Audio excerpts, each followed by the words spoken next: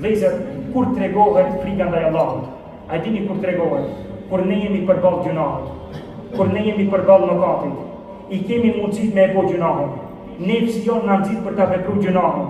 Mirë po ne e kujtojmë llogaritënien para Allahut, shfaqjen para Allahut, daljen para Allahut, madhështinë e Allahut, fuqinë e Allahut, dënimin e Allahut, xhenemin e Allahut, dhe ne ndalem. Nuk e kryejmë gjunahun. Pse kush na pengojnë nga gjunahun? Kush na ndalojnë nga mëkati? Frika ndaj Allahut te bareke ve teala. Prandaj është mëse e nevojshme që në zemrat tona të ekzistojë dhe të dominojë frika ndaj Allahut te bareke ve teala. Vetëm kështu do të kemi kuptim veprat tona të mira në jetën e kësaj bote, sepse Allahu Teala thot në librin e tij: "Wa amma man khafa maqama rabbih wa naha an-nafsa 'anil hawa fa innal jannata hiya al-ma'wa."